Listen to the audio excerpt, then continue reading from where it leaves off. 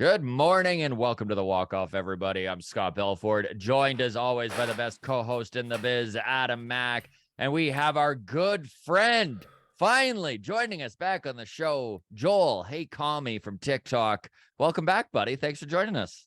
So good to be back, guys. So good to be back. Winter baseball. For the audio side out there, Joel has removed his Pat Tabler jersey and put up a Christmas tree in its place. He's basically Sportsnet at this point.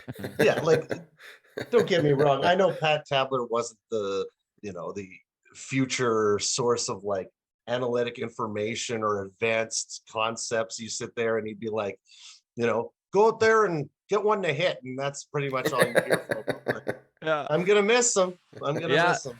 Yeah. Soft hands. I bought the Tabler jersey because at that point, when I bought it in 2015, I was like, he's the only one who's going to be there 5 years from now. yeah. Now 7 years from now, he's gone. And my girlfriend at the time got the Buck Martinez jersey, so she ended up getting the one that lasted just a little bit longer. They were split. She got Buck in the split. Yeah, that's right. Well, let's talk some baseball because lots is going on. Although I do want to start with the Blue Jays because nothing is going on currently. Now, it has been stated their assistant general manager came out, Joel Sheehan, I think his name is, and he said that they are gathering information and they like that information, gentlemen. Ross Atkins just out there like a little squirrel gathering info nuts. And gathering info nuts. Which is creating an impatient vibe in Blue Jays land amongst the fans, especially as we watch some of these AL East competitors bolstering their lineup. So I do want to really quickly touch on something that's been going around. I got a couple of DMs over the last 24 hours, and it's all over Twitter as well. So let's get into it. There's this sentiment that Ross Atkins and Mark Shapiro are unfireable. And there's all this talk. Can they even feel like they're on the hot seat?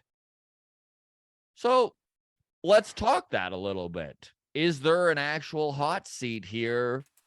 And what would it take? So let's start with this, Joel. I'm gonna see how you feel, but I think personally, Mark Shapiro is about as safe as they come, as Rogers is undergoing a massive renovation of the Rogers Center, and he's kind of the head of that. He's the president. Yeah, but do you think Ross Atkins is unfireable? I'm not going to say unfireable, but I think I'm a pretty stern critic of some of the moves that we've made. I always bring up the lack of lefty bats, especially going into the shift, the removal of the shift. And like, that's something you should have been prepared for. And now kind of playing behind the eight ball and trying to catch up now is really the best situation for that. But at the same time, we are finding out it's tough to balance an unbalanced lineup, eh? Yes, we are finding that out. And I think if you were to go back 2 seasons and say, looking forward, we want the Jays to be like last year. They were competitive up to not last year, the previous season before that. We were competitive up to the last game in 21. 22, we make the playoffs. We get bounced, which was sad. But there seems to be the proper trajectory that you would have expected 3 years ago. There may be some issues. We may not have done all the right moves at the right time, especially trade deadline last year. But I think if you're looking at where the expectations were for the team, I think we're following suit, especially with a young core of players. So, which you can't really say, hey, I want consistency out of, 23 and 22 and 24-year-olds, right? Like there's some growing pains there. And with all of that, I think we're on the right track. So unfireable, no, but still have a couple mistakes left to make before they're canned. I would say that would be Atkins right now. He can make he's probably still going to be there next year going in no matter what happens, I think. Do either of you gentlemen play Settlers of Catan? No, yeah. I have. And I trade some have. wheat. Okay. Well, this is like the analogy that I keep going to with the situation we're in. It's like you start the game, you pick your first settlements, and you can get like the best possible settlements in the board, and that's the foundation, right? But then it does come down to some dice rolls, and you might have positioned yourself in the best possible way, but if 11s keep getting rolled and you're losing out on all your 6s and 8s, it's like it's a little bit out of your hands. And then your hands are a little tied when it comes to trading. And you're like, oh, I have some brick to trade. That should be a valuable asset. But everybody else has brick. So what does it matter? And that's And kind of San the Diego comes out of nowhere and builds the longest road, and you're like, "What happened here?" Exactly. And they're Longest just road. trading in 14 sheep for a couple of roads here. It's just, I mean, I want to crap on Atkins as much as the next guy because it's frustrating. But this, like Joel, you touched on the trajectory of this team is kind of what you can expect, or what you know. It hasn't been the best case scenario, No. right? Like No, it it hasn't hasn't. been get to the playoffs one year, next year get to the next round, the next year go to the World Series, and then in year 4 win the World Series. Like that would be the dream, Mhm. right? Sure But would, bud.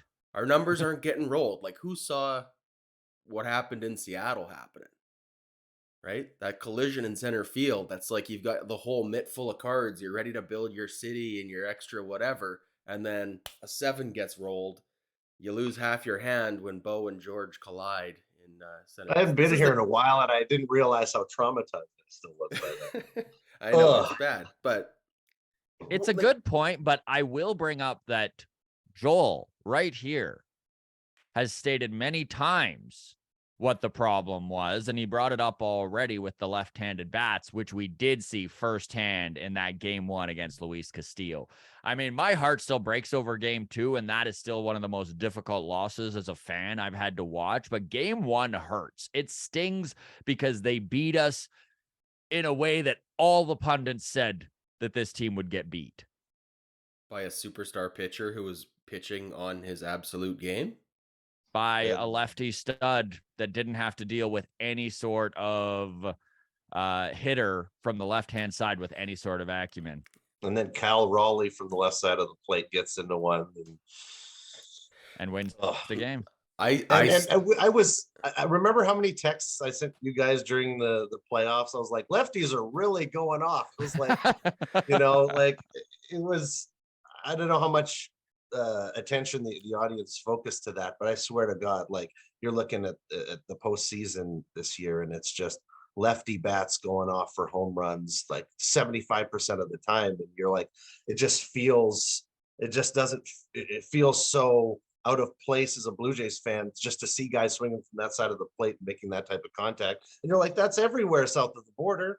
Everybody on every team's got an absolute smasher. And I know this is ridiculous, but the trajectory of your bat through the strike zone is completely different when you're standing on the left side. The guys who are late on the right side, you take that same swing on the left side, and you're queuing balls up that are in those positions that you're late for. It's just it's a different bat trajectory. But this is the whole problem that I have with like harping too much on that, is that add any left-handed bat or 2 to that lineup, we still could have lost.